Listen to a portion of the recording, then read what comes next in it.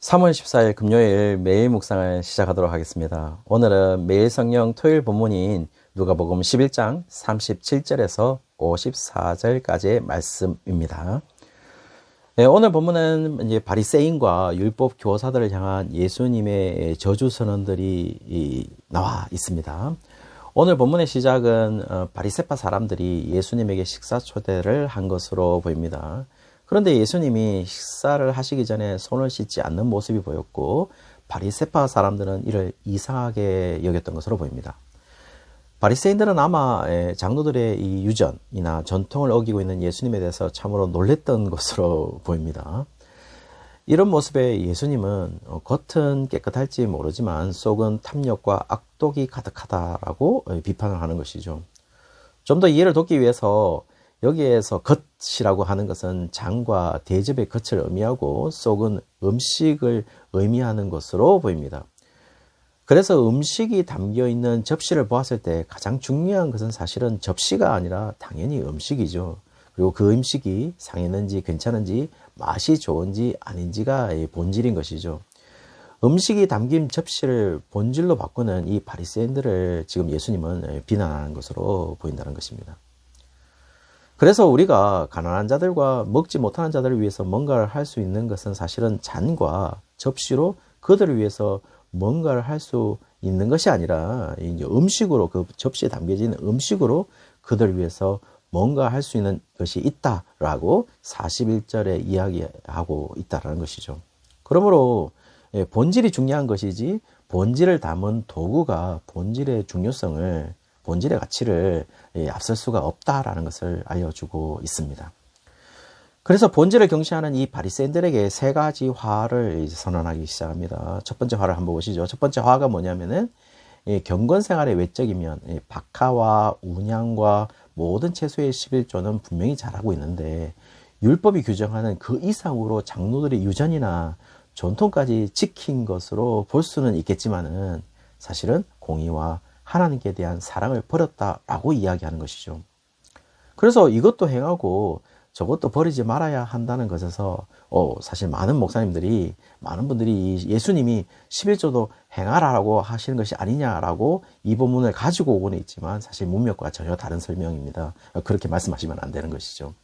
지금 무엇이 본질인지를 말하는 질문에서 공의와 하나님께 대한 사랑이라는 것을 말하는 것이지 박하와 운양과 모든 채소의 11조에 대한 중요성과 가치가 이 공의와 하나님께 대한 사랑의 중요성과 가치가 동일하다라는 것을 이야기하는 것은 아닌 것으로 보인다는 것입니다. 두 번째로 보시면은 화가 있는데 뭐가 있냐면 회당의 상석을 좋아하고 시장에서 사람들로부터 인사받는 것을 기뻐한다라고 이야기를 합니다. 지금 예수님은 회당의 상석에 앉는 것과 시장에서 사람들로 인정받아서 인사받는 것이 인생의 본질이 아니다라는 것을 얘기하는 것이죠. 사실은 이것을 가지고 인생의 본질을 삼는 것이 얼마나 많습니까? 사람이 나이 들어 감에 따라서 이게 물질적인 것보다는 사실은 이 명예욕이 더 심해지고 있는 것처럼 말이죠. 그러면 화가 있다 이렇게 얘기하고 있는 것을 지금 예수님이 얘기하고 있다는 것입니다. 세 번째 화는 뭐냐면은 바리새파 너희들은 평토장한 무덤 같다고 이야기를 하고 있습니다. 무덤의 위치를 알지 못한다는 것이죠. 그거는 이제 당시 AD 1세기의 유대인들의 무덤에 관한 그것을 안다면은 충분히 이해가 될 수 있는 것이죠. 그러면서 사람들이 그 위를 바른다고 해도 사실 여기가 무덤인지를 알지 못한다는 것입니다. 그래서 지금 평토장한 무덤 같다라는 것은 내부가 시체처럼 썩고 있음을 이야기하는 것이고 지금 본질을 잃어버리고 있는 것을 의미하고 있다라는 것입니다. 이어서 율법교사와의 논쟁에서도 이어지는데요. 율법교사에게도 세 가지 화를 선언하기 시작하십니다. 세 가지 화를 한번 보시죠. 거기 보시면 첫 번째로 지기 어려운 짐을 사람들에게 지우고 자기들은 손가락을 까딱하지도 않는다라고 비판합니다. 이 말은 무엇일까요? 이 말을 어떤 사람들은 그들은 다림이들에게 율법의 의미를 부과하지만 그들은 율법을 지키지 아니한다라는 것으로 해석하는 사람들도 있고 또는 다른 사람들이 율법을 지키는 것에 그 짐을 덜어주기 위해서 아무것도 하지 않는다라고 지금 비판하는 것이다 라고 해석하는 사람들도 있습니다. 그러나 다소 이 두 가지 다 뭐 의미는 있겠지만은 무리는 있어 보입니다. 왜냐하면은 분명 바리새파는 율법을 지키는 모습으로 나왔을 것입니다. 그렇지만 여기에서 중요한 것은 무엇보다 그들이 지키는 것에 공의와 하나님에 대한 사랑이 있는가를 묻는 것이죠. 그들이 그런 율법을 지키는 이유는 단순히 자기들이 가진 정체성으로 하나님의 백성으로 혈통적 아브라함의 후손이라는 것을 표시하기 위한 것이지 정확하게 하나님의 정의와 하나님의 공의와 하나님에 대한 사랑의 표현으로서 행해지는 것이 아님을 예수님이 비판하는 것으로 보인다는 것입니다. 두 번째 화를 한번 보시죠. 선지자들의 무덤을 만든다라고 비판합니다. 선지자들을 죽인 자들은 그들의 조상이라고도 얘기를 합니다. 여기서 중요한 것은 선지자들의 무덤이 아닙니다. 이 무덤이 아무리 화려한들 가장 중요한 것은 선지자들을 죽인 행위가 본질이라는 것입니다. 그리고 하나님의 말씀을 전하는 선지자들을 죽인 행위가 본질이지 무덤을 잘 만들었다고 해서 이 본질인 살인죄가 없어지는 것이 아님을 얘기하는 것이죠. 그리고 무덤을 잘 만들어 주었다는 것은 오히려 선지자들을 죽인 것을 회개하는 것이 아니라 선지자들의 죽음에 선지자들을 죽인 행위에 동참하는 것과 다를 바가 없다라고 이야기한다는 것입니다. 마치 이 무덤을 잘해주는 것은 한국적 미신 전통처럼 선지자들의 넋을 달래기 위해 하는 것처럼 보인다는 것이죠. 실제로 이 행위는 선지자들을 죽이는 것에 동참하는 것과 다를 바가 없는데 말이죠. 그래서 예를 들고 있습니다. 아벨의 피와 사가랴의 피까지 선지자들의 계보에 넣고 있어요. 그러므로 우리가 쉽게 생각한다면 여기에서 아벨이 억울하게 죽임을 당해서 무덤을 아무리 좋게 만든다고 할지라도 본질은 아벨을 죽인 행위가 본질이지 무덤을 잘 만든다고 해서 가인이 저지른 살인죄가 없어지는 것이 아님을 이야기한다는 것이죠. 그래서 이런 본질적인 문제를 다루지 않고 무덤만 만든다면 아벨을 살해하는 것에 동조하는 것으로밖에 볼 수 없다라는 것을 이야기한다는 것입니다. 세 번째 화를 한번 보시죠.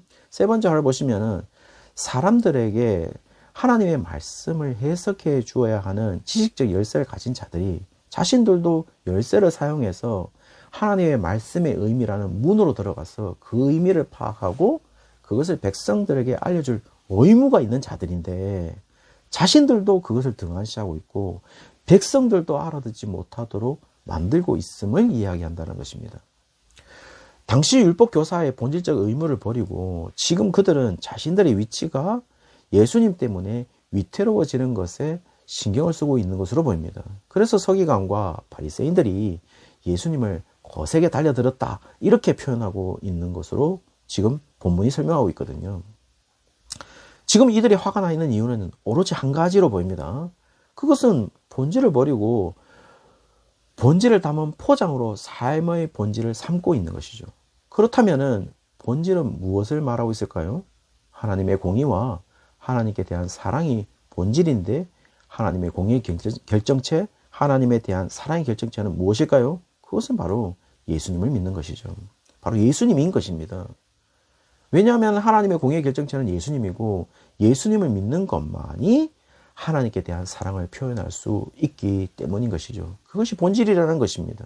왜냐하면은 나중에 의인은 믿음으로 말미암아 산다 그랬잖아요. 의라는 것이 옳음인데요, righteousness인데요. 그 의인은 자신의 옳음으로 사는 것이 아니라 믿음으로 살아간다고 얘기하잖아요. 그러므로 지금 그것이 본질이라는 것입니다. 그 본질을 잃어버리면 그리스도의 삶은 살아가는 것이 아니겠죠. 의인도 믿음으로 살아가는데 말이죠. 교회도 마찬가지입니다. 교회도 그 본질이 사라져 있다면 당연히 교회라고 말할 수가 없겠죠. 그러므로 우리의 삶이 예수님을 믿는 그런 삶으로서 살아가는 것이 본질이고 우리의 삶의 향기가 예수님의 향기로 드러나야 하는 그것이 바로 우리의 삶의 향기라는 것입니다. 그것이 본질이라는 것이죠.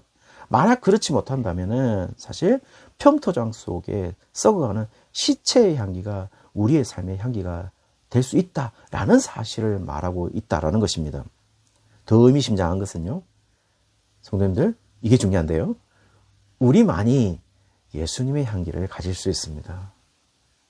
왜냐하면 우리만이 그리스도를 믿는 백성이기 때문이고, 우리만이 그리스도를 믿기로 작정되었던 자들로서 지금 믿고 있는 백성들이기 때문이죠.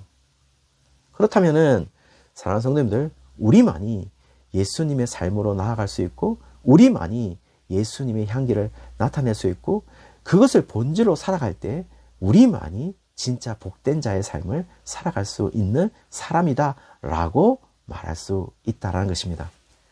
부디 그것을 잊지 않고 오늘 하루를 살아내는 우리 모든 성도님들 되시기를 주의 이름으로 축원합니다.